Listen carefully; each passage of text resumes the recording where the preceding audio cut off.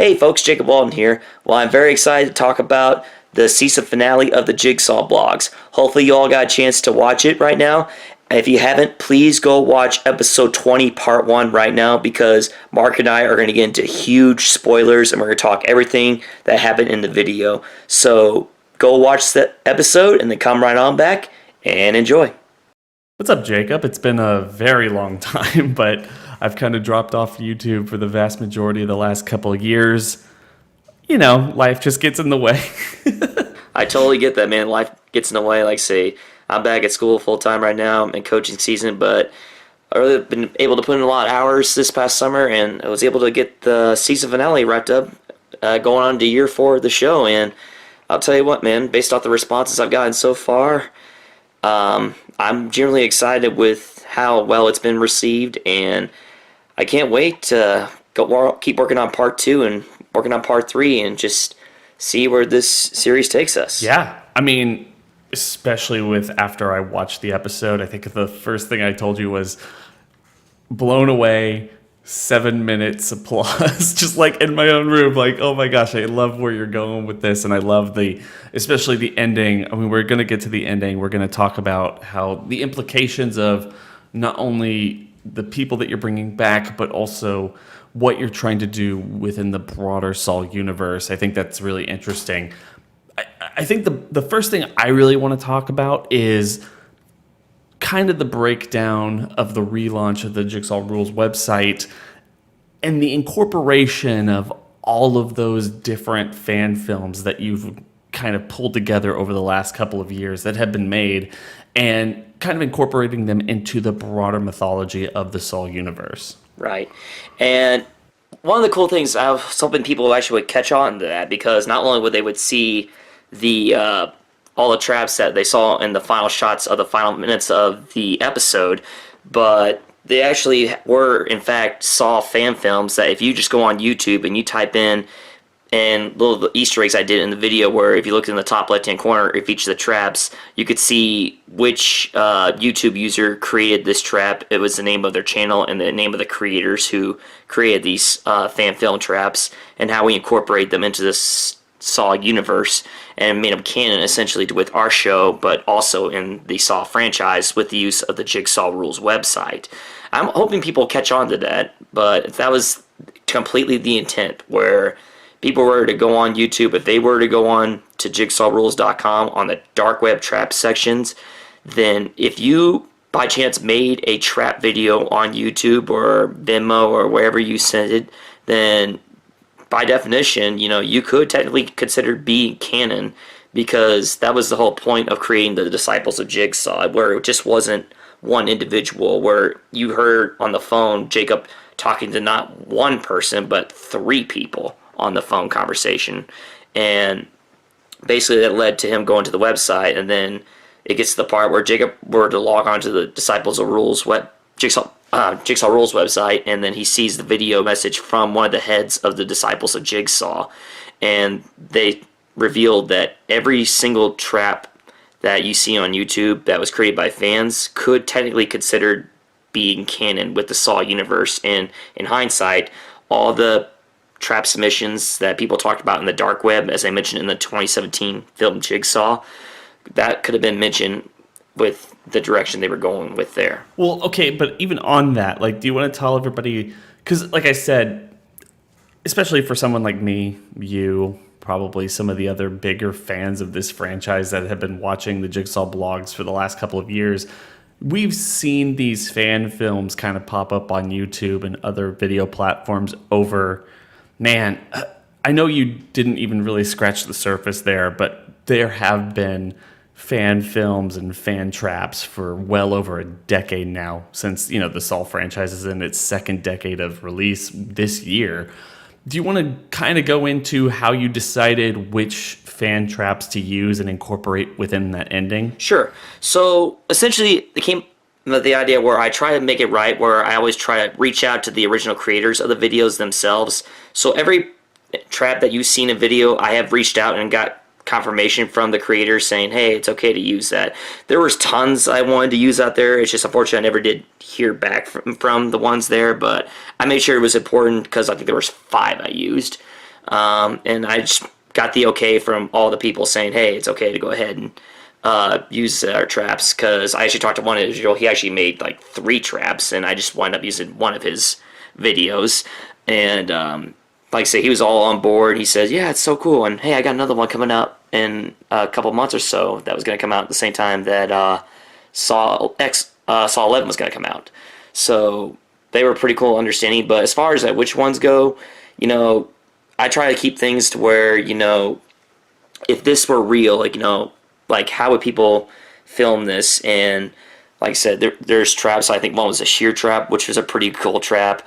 The one with the reverse bear trap where he stuck his hands inside the acid, that was actually done by Arnie Patridge, who is one of our fellow producers of the Saw fan film universe.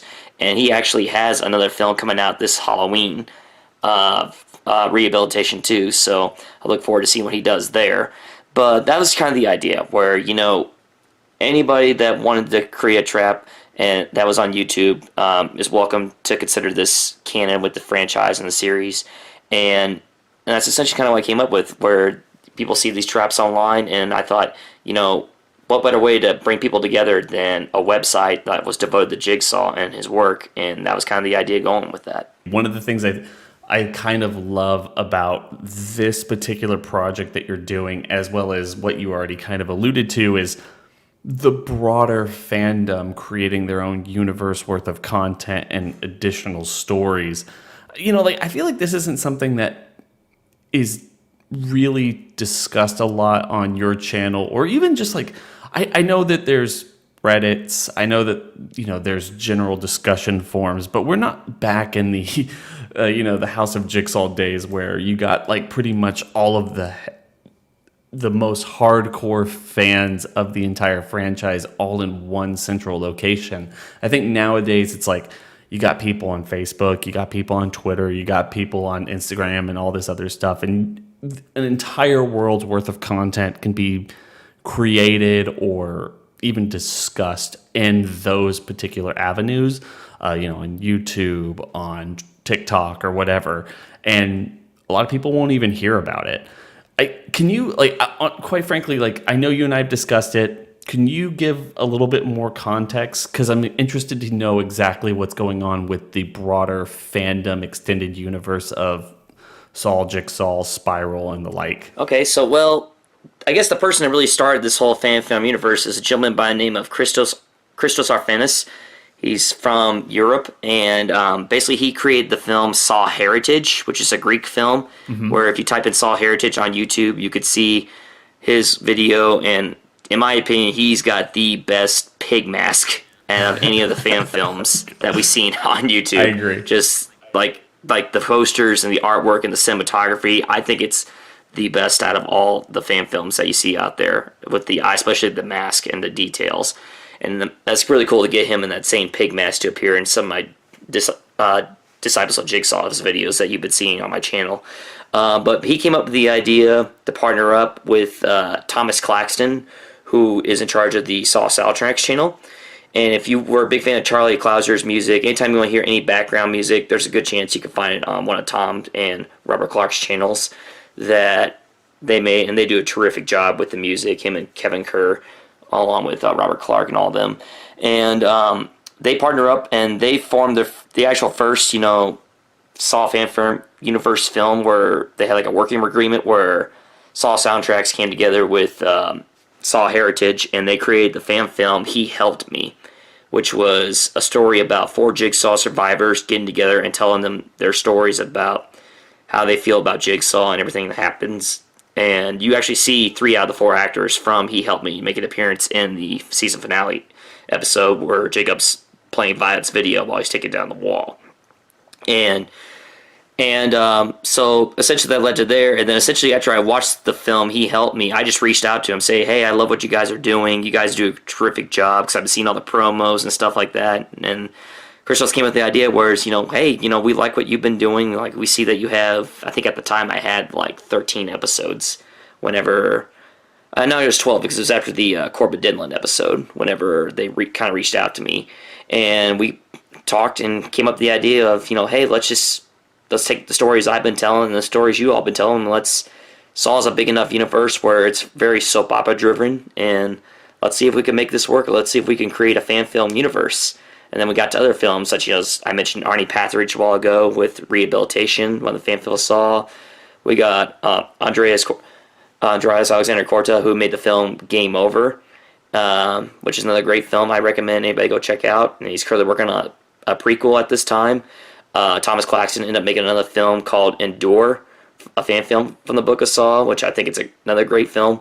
And that's gonna be its own trilogy. And so essentially the idea and the concept was, hey, let's do our own thing. Because at the end of the day, this is each in our projects. We shouldn't let one person decide, okay, no, this is the direction that we need to go. If anybody in the series has their own creative pitch and wants to take their own take of the series, then by all means, go ahead and do it. Like, there's no judgment. The only thing that we always discuss is, okay, let's just line up when this film takes place where in our timeline. And so I think that's one of the things we're having right now, where I think the Endura films are taking place, I think, a year after the events of Jigsaw, the Jigsaw blogs. So that's the only thing we got to realize. And we got other filmmakers such as Quentin Tyler, who's making his own fan film spin-off from one of his characters he played, and He Helped Me. And so we're all getting ideas right now of where each film takes place in the timeline, and we just kind of work around that. And then based off any ideas, any stories we want to tell, we all just pull our heads together and say, okay, how can we make this work? And do we have an end game? And the answer is yes, we all do have an end game, and when that will be, that's penciled like way, maybe we're talking, 10, 15 years from now, maybe, if I could see. But like, I think it's safe to say that this is going to keep on going long after the Jigsaw blogs wraps up. Oh, that's really exciting, actually. I mean, it's actually really interesting because I went back and started, going through all the old episodes, because I think you'd be the first to admit that it's taken you a bit of time to get through 20 or so episodes of this particular season, but it has been well worth it. I mean, for anybody who certainly, at least from my perspective, if anybody who certainly likes the Saw brand, Jigsaw as a character, and that entire universe, can get a ton out of what you're trying to do here, because, like you said, somebody reached out to you. They're reaching out to you after the 13th episode or something, after what you started to do with the Corbett character in this iteration. There is this, that's kind of the perfect time to start really reflecting and expanding the story, especially now that you have kind of a creative team, as loose as it might be, because the first part of your entire Jigsaw blogs concept, the first 12 episodes, I think would be fair to say, is a recap of all of the movies that have been happening ever since, 2004 with the very first one, just kind of going over who John Kramer is, all of the traps, even trying to your best to kind of incorporate the events of the video games and how that makes sense into the overall universe. Then once you have an entire team kind of incorporated together, discussing amongst yourselves about where things take place in the overall time period, then you can start hyper-focusing on various characters, events, and situations that can expand the universe outward. And I mean, like, you can speak to that as much as you want, but I think one of the most interesting things about that is you are all operating in this weird vacuum space of the overall Jigsaw Saw franchise, where the producers have kind of given up on expanding outward with the franchise. Like, obviously they tried with Jigsaw, that didn't really go over very well. Spiral was even worse of a box office failure. The pandemic, not, should be noted, but not necessarily, to blame for how people viewed that film, at least from my perspective. They went back with Saw 10 with Tobin Bell in the interquel sequel that kind of takes place between the first and the second film. Now they're saying that Saw 11 and any other Saw films being made from now on is going to incorporate Tobin Bell so long as he's alive. To me, it makes a lot of sense that, like, you get to live in this little ambiguous time period where there's a lot of stuff that happened in Jigsaw and Spiral, but they don't necessarily come back in any real major way in the movies. So nothing that's going to come up is going to impact the stories that y'all are telling. I mean, what can you say about all that? Okay, so going back to the beginning of the series, like the concept of the show, I remember back to the conversation, and I'm sure you can recall this, when we had Josh Stolberg come on our show back in the Josiah Black Charity Drive in 2020, and one of the things that Josh said, and it kind of resonated with me, was always write for the budget that you have, because you can have as many ideas as you want to do, but you got to make sure that you got to write for a budget that you have, and then be realistic in what you have based on think of what the resources you do have and how you can make this work within your story. So one of the ideas, based on the first episodes I had, was okay. Well, let's just develop my character, the character of Jacob Walton, which I'll explain right now. That's probably the biggest mistake I made in the entire series, was using my real name as the character. And the reason why that happened, originally my character's name was going to be James Bell. And that was originally going to be the name of my character. But then when I edited the episode in the pilot, it says edited by Jacob Walton. And I realized when I started working on episode 2 and I had episode 1 already uploaded, it had the name Jacob Walton. And I was like, oh crap. Well, I guess I'm playing a more dialed up version of me, I guess. Which is why when I talked to you about episode 3, it's like, hey, I already made the mistake about using my real name. Let's just say, hey, let's just use Mark. How about that? So, because I was already all in at this point. It's like, it's a little meta, but hey, why not? But anyways, so that's kind of what happened. If people wondering, well, why the heck did you use your real name if you're playing a character? That's why it was a mistake, but we decided to go with it.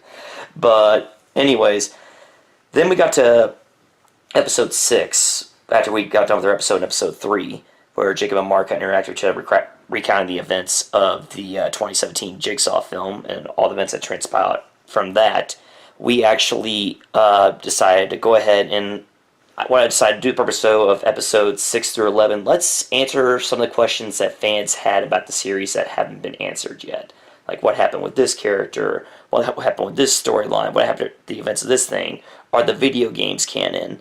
And that was one of the cool things I decided to do, was, yes, let's dedicate an episode to talk about these events that Saw fans wanted to hear about in the Saw lore. Like, I hear people all the time saying, what happened to Daniel Matthews? What happened to Dr. Gordon? Like, what's going on with this people? Well, in my own way, I always kind of answered, okay, well, here's what happened to Diana Gordon. Here's what happened to Mrs. Gordon. Here's what happened to Daniel Matthews.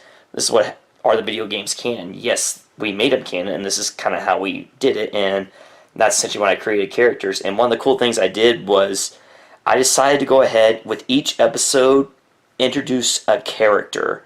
Because one of the things I also learned about writing days is every character you write has a purpose.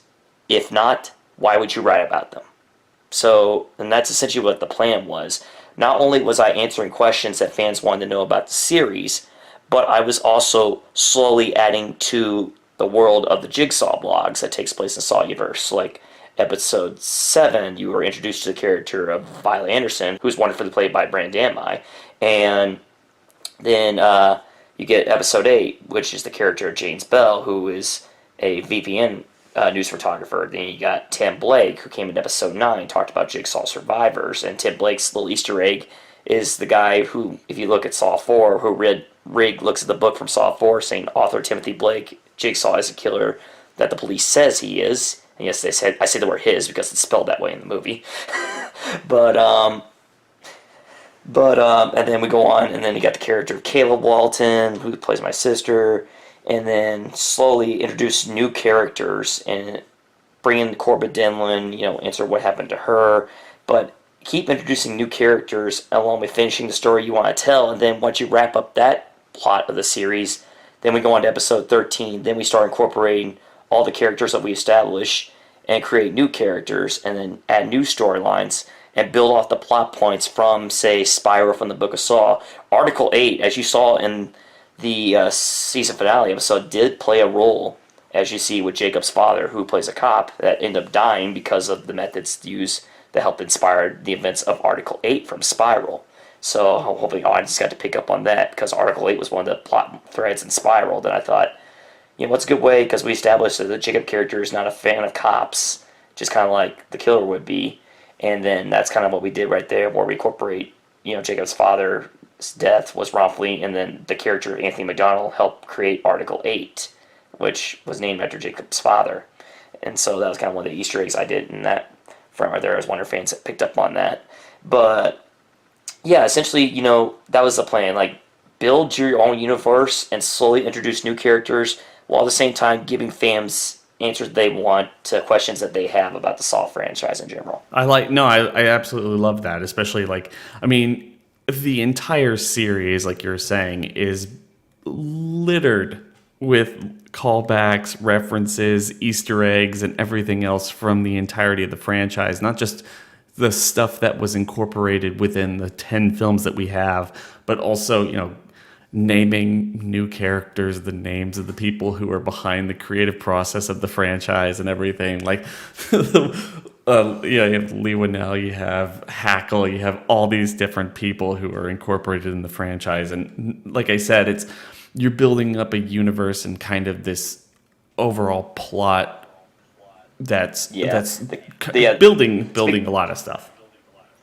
Speaking of Lee Winnell, she's wonderfully portrayed by Piper Stancer, who's an Australian actor. And one of the cool things that you saw, I know she's only in the scene for like 1 minute, but the phone call with Anthony McDonald, Leah Winnell, the character, is going to be a spin-off character for another Saw fan film universe with Thomas Claxton, because the actress is stationed in Australia along with Tom.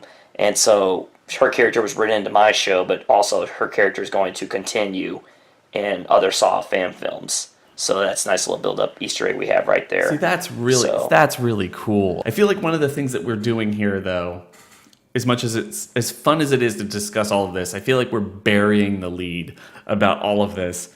The freaking needle drop of this particular episode, and where you leave the audience with this gigantic twist. Can you explain to me and everyone, how did you get Scott Tibbs back? Because you shared this particular ending with me, and I was like ecstatic seeing all of those, like we've already discussed, all the fan films and stuff incorporated into this particular ending. But then that freaking last scene of it all, I was like, wait a minute, Jacob did what? Okay, so how do we get Scott Tibbs? Well, if you remember, I will say this. Did everyone go back and watch episode 3? There was a moment where your character, Mark, actually mentions the name ST. Uh-huh. Yes, that character, ST, was in fact Scott Tibbs. Because I wish I could say, oh, this was my plan the entire time, where, yes, I got the actor before the series even started to say, hey, you want to do this? Yeah, this is a totally cool idea. No, the original idea concept of the Jigsaw Rules website, because that was the idea I had when we were discussing episode 3 of the Jigsaw vlogs, was, who created the Jigsaw Rules website, because it was mentioned in 2017 Jigsaw film, and I thought, which character could we go at? Because if we are going to incorporate the Jigsaw Rules website, then we need to create a character that audiences kind of know and resonate with. It just couldn't be just someone that you didn't know, because if it was someone you didn't know, then you really had to take the time to get your audience invested in that character. And then I thought, okay, who's a character in the Saw franchise that would be obsessed with Jigsaw, that would make a website devoted to him, that would, take the time to do all these things. And I thought, as soon as I thought that, I was like, this has to be Scott Tibbs. Like, there's no other person that could do this, that the audience knows already and is familiar with, that would totally care. And so essentially how I got a hold of Scott Tibbs, actor by the name of Zach Starr, basically he had his own YouTube channel, and he actually had the documentary, Scott Tibbs documentary, on YouTube, and I don't know if it's still there or not, but if you actually all want to go back to Zach Starr's YouTube channel and go to the comments sections, and you can kind of see, me reaching out to him and say, hey, I'd love to bring you back, come on board, here's my information. Just randomly putting that there on the YouTube comments out there if anyone wants to get a hold of me. and then, sure enough, like 2 days later, I get an email from him saying, hey, thank you for the kind words. What's this idea that you have? And so I gave him a phone call, and we exchanged numbers, and we had a good hour, 2 hour conversation, talking about everything. And then I listened to what he had to say. He listened to what I pitched, and we both kind of agreed that, this was the right direction, the right time to do this. And so one thing led to another. We both agreed, and then he decided to go ahead and shoot this ending right here. And what you see is how we got him. And the hardest part about all this conversation happened, I believe, in August of 2021. Wow. So the hardest part was keeping this a secret for 3 years. This was the hardest. And literally, he sent me, because one of the things we were both worried about was, okay, this is cool to do this, but we both understand at the end of the day, Lionsgate Twisted Pictures owns the right to this character. They do. And as of the time recording, hopefully the video hasn't been taken down or nothing like that. But, and him and I talked, and he's totally understanding. He's like, listen, I'll give you this uses agreement and I'll come back, but if Lionsgate or these guys give me calls saying, hey, you got to take it down, you got to take it down. And so he was cool with it. I totally understood. And if this does happen, then we do have a contingency plan of how to address things going forward.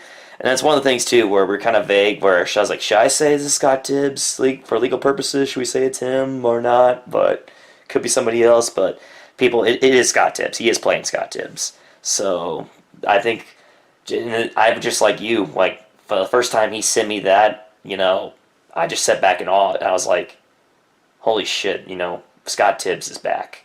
And regardless of what you all think of the character, just the fact that Zack Starr, nearly, as of now, 15, 18 years later, wanted to come back and still believed in his character and still wanted to do things with it, it's just fantastic. And I think it's just awesome. And literally, I just got off the phone with him today before I got on the thing with you, and he's really excited because the time we're recording this, it comes out in about 4 or 5 days from now. And Zach's really looking forward to seeing the reactions to it, because I think people are going to be genuinely surprised. If you're listening to this and watch this video already, you've seen it, and hopefully you've been blown away. And I'm looking forward because, he's not done, people. This is not like a one and done, hey, he's back. No, we actually have a plan for Scott Tibbs. And I think it's safe to say, and I'll give you listeners an exclusive right here, Mark, that part 2 is immediately going to open with that question of, wait, is that Scott Tibbs? What? How? He survived? What's going on? I think your questions will be answered in the first 3 to 4 minutes of part 2. See, that was going to be my follow-up question, is you have to explain how he's still alive, because that was pretty definitive in that little short film they made. So, yeah. Yeah. But I can say for certain that part 2 will open with the entire video. You saw there's a small snippet at the end of that video, but I think it's safe to say that when you turn into part 2 next year, the first thing you'll see will be Scott Tibbs. Fantastic. I think that's super cool. Literally one of the most exciting things about all of this, although I have to admit that this entire journey, because I've been on the periphery of it, you've been kind of updating me on various things as they go and giving me your ideas of how you want to, explore future episodes in season 1, move into season 2 and everything. But, I could just say, it's been about 3-4 years for you, man. You've just been putting this together slowly on your own time with your own money and everything. And I think the proof is in the pudding. It's a really good episode. It's a really good series so far. And I'm excited for what you can do in the future, just because of everything that you've already put on screen, and just the literally watching the very first episode to this particular episode, the amount of advancements you've made in the production quality, the people you brought on board, and what y'all are trying to do, not only with the Jigsaw blogs, but the continuation of this particular franchise and, this fan experiment with the extended universe. It's all just so very exciting. Well, I appreciate it. And that's credit to my cast, really, because at the end of the day, we do want to put out the best product possible. As of the time of recording this, I still have 1 or 2 scenes left to film with part 2, but essentially, people. One of the things I just got off an interview yesterday, and one of the people asked me was, "Hey, when's part two coming out? I'm so excited. When's part two coming out?" And I'm like, guys, at the end of the day, I'm a school teacher for a living in general, and there's a life. Like literally, my job is 7 to 7, like every night, Right. and so not to mention doing this on top, and not to mention doing this on a school teacher salary as well. But I think the last time we filmed was for part three. We filmed, I think, 2 straight weekends where we filmed like 7 hours a day, and with me and a couple actors. And I give my cast and crew credit that they want to take the time and dedicate, and they want to see this succeed as well. And that's a full credit to all my cast. Like one of the things I was like talked about, especially in the opening sequence that you saw in the movie with myself and the couch in the basement in the opening scene of the video where Jacob's talking. I literally had to call Bryn Danmai, who I can't thank enough. She actually Skyped, or not Skyped, but video Zoomed me and actually had to sit down and watch, because Bryn actually went to acting school and has training at acting, unlike me. And literally, she would just coach me and give me tips.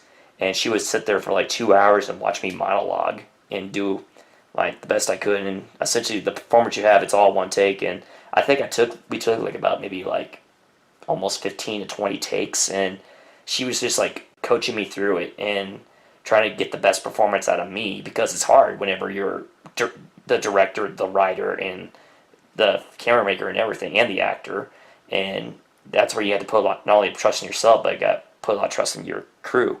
And that's a testament to all the people that work together. Like, so I can't thank all of them enough to take time out of their day to make, this is a dream at the end of the day. And I just can't thank everybody enough that wants to take the time out of their day just to help make this project a reality for not just me, but for Saw fans out there. And I do want to iterate that I do want to give the best performance and the best look that I can to make not only myself happy, but give the fans, moments that they won't forget, and make them take time out of their day to watch this show. Because even if, like, say, I don't do this for the views, I don't do this for the money.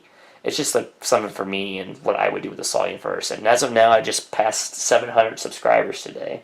And one of the cool things about it was, I'm learning all the marketing purposes from promoting this video, such as, talking with you, going on podcasts. I just recently got in the mail today an ad from a magazine, and literally my show is in a magazine with several actors, people that you worked with. Like, you see us in a magazine, you see like this, horror movie magazine talking about our show and hyping us up and building up the season finale. Mm-hmm. And just stuff like that. And even, podcasters like, advertising our show. Hey, check out the Jigsaw blogs every day. Just stuff like that. And it's getting people talking. And just, if anyone takes even the slightest time out of the day just to watch the video or subscribe, just means the world. And like I say, all criticisms are welcome, obviously, because, nothing's perfect, obviously, with the school teacher's salary. Yeah. But at the end of the day, this is a dream, and I am living my dream. I can't thank people enough. I especially got to thank my wife, because she's endured a lot over the last 4 years, especially you all saw the opening scene in that room and that wall right there. I told her when I put those pictures up, I'll be done. I'll be filming this for about a month. I'll be done. It was nearly 18 months that those pictures are on that wall in that room. And she had to endure, like, every time she walked in the room, she saw pictures on that wall. And I can't thank her enough. So, Chelsea, if you're listening to this, I love you. And thank you for putting up with me and continue to put up with me all through this time. So, oh, fantastic, man. That's fantastic. Any other, those are great final words. Anything else that you want to, Yeah, just go ahead and subscribe to the channel if you haven't already. Give all of our episodes a watch. Leave a comment. Subscribe. Make YouTube reaction videos if you want. Feel free to leave ideas if you want. Suggestions, storyline ideas, critiques. I'm all for it.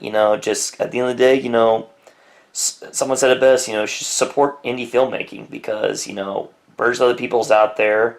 Even if you don't necessarily agree with the decisions pick or the content that people put out, people still make time out of their day to create something that they're passionate about and do something. So just support indie filmmaking, support each other in the community. You don't necessarily agree or like everything decision that's made, because I'm sure there'll be decisions that I make with a show that Saw fans will be like, wait, what are you doing? Why are you doing this? But in reality, it's just someone's vision at the end of the day. And that's kind of what it is all about. It's just like coming together, like, people come together and be passionate about their project, even if it is something like Saw, where you and I are both passionate about this series, and we just want to keep things going, and we want to see it succeed. And seeing new films like that just kind of inspires us to keep going, and that's what I encourage everybody to do. So check us out if you haven't already. Please support us and on Patreon as well if you want to subscribe there for more content. And also, if you want to subscribe to our Patreon page, we do have Sawtober coming back. We have this year Sawtober. I can announce also on the channel the top 10 best Saw endings. So if you want to check out they're available right now on our Patreon, and check us out and do a countdown list. And Mark, I said, thank you for having me on. I appreciate it so much. It's always a pleasure to talk with you. Love the work you've done, buddy, and continue to do. And look forward to having you back soon as well, buddy, for the show. Oh, yeah, totally. Well, yeah, guys, I hope everyone's has a fantastic day. And yeah, I'm hoping to actually come back and make way more content sometime here in the near future. But I guess that's, TBD for right now. Anyway, yeah. Very nice talking to you too, Jacob. Hope you have a fantastic week and can't wait to see how the video does. Me too, Mark. Thank you so much.